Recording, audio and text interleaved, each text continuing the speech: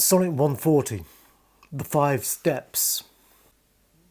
That I may not be so, nor thou belied, bear thine eyes straight, though thy proud heart go wide. Last words. Press, disdain, express pain. Pain, express. Were so near, no. No, understanding. Near, relationships.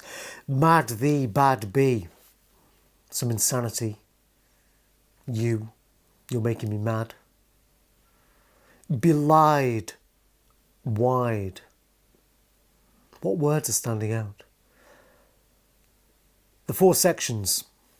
The sonnet is 14 lines. That's 3 quatrains, 3 groups of 4, and the rhyming couplet.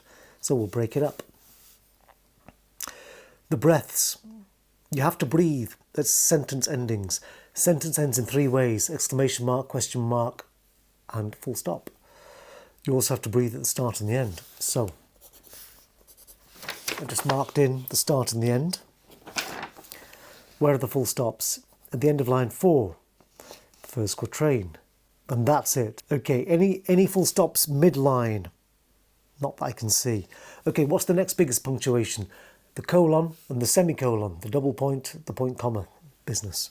We've got a semicolon at the end of line 2. Let's mark it in. Semicolon at the end of line 6. Let's mark it in. At the end of line 8. Yes. It's looking like an even sonnet, an even one being a breath every other line. They're not all like that, but often they are. And we've got a breath at the end of line 10. So yeah, it's looking even. And even though we've only got a comma at the end of line 12, that would usually be a breath. But let's just test that one. Now this ill-resting world is grown so bad, mad slanderers by mad ears believed to be, that I may not be so, nor thou belied. Bear thine eyes straight, though thy proud heart go wide. Yeah, let's put the breath in there. This is already looking like a bit of a tricky one. Okay, Césures. Be wise as thou art cruel. We've got semicolon on the césure. Do not press my tongue-tied patience, césure, with too much disdain. Lest sorrow lend me words and words express. Lest sorrow lend me words, césure, and words express the manner of my pity wanting pain. The manner of my pity wanting pain.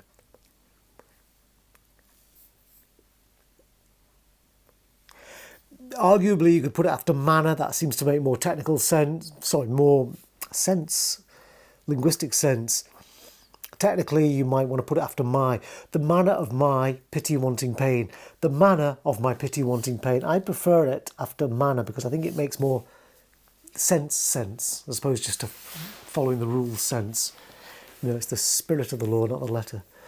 Let's cut to the césures of the rhyming couplet. That I may not be so, césure on the comma, nor thou belied, bear thine eyes straight, comma on the césure, though thy proud heart go wide. This is a strange one because it's sort of not got a redemption to it. And usually Shakespeare's talking from the point of view of a kind of like the wisdom being passed on. But here he's like in the thick of his own angst and is being silly, I guess. Now, normally the first quatrain is, here's the problem. The second quatrain is, and we'll expand upon the problem, it's worse. And the third quatrain gives a solution with the rhyming couplet being the moral of the story, that kind of thing. But here we've got, he says, be wise as thou art cruel. And then we've got the semicolon. So it's almost like a set-up line. The first césure. Be wise as thou art cruel. So you're cruel, but use your head about this. Do not press my tongue-tied patience with too much disdain. Don't hassle me with too much of your getting at me. lest sorrow lend me words, and words express the manner of my pity-wanting pain. So don't push me, or I'll say something I'll regret. If I might teach thee wit, better it were though not to love, yet love to tell me so. If I might teach thee wit. So the first, okay, we've got a mirror here in that the first half of line 1, it says, be wise as thou art cruel. So do what I'm going to tell you. The next quatrain is the second bit of advice. It says, if I might teach thee wit. So you can try this. If I might teach you to be smart, better it were, though not to love, yet love to tell me so. So better it... Just pretend you love me. Something like this. Just tell me you love me. As testy sick men, when their deaths be near, no news but health from their physicians know. So, yeah, just say you like me, even though you don't, because like testy sick men, I'm sick and dying. Our love is dying. And no news, but like a dying man, no news but health from their physicians know. Just, I'm not interested in anything you're saying now, but just give me some good news.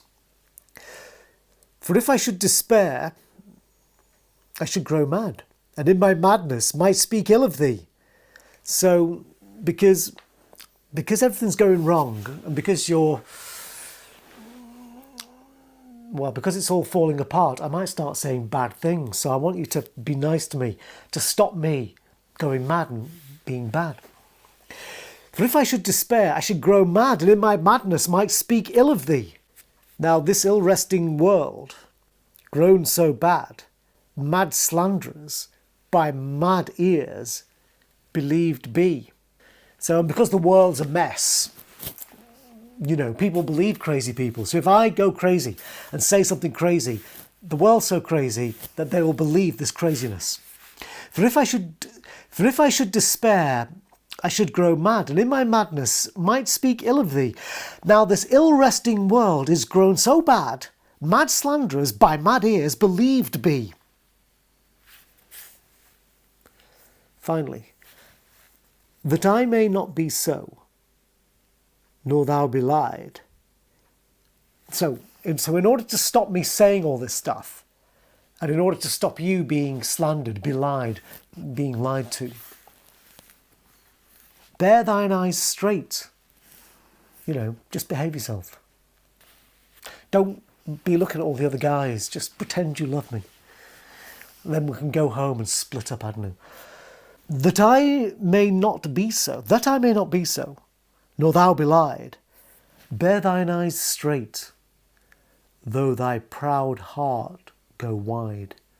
So can you just forget about other men just for a moment, even though I know you're looking elsewhere. Your eyes are being cast about. Thy proud heart go wide. Gosh, this is an interesting one, that Shakespeare now is in trouble. It's the end of a relationship. Say nice things to me, just to stop me from saying horrible things about you. At least while we're in public, and then maybe, okay, then tonight we can split up. Something like that.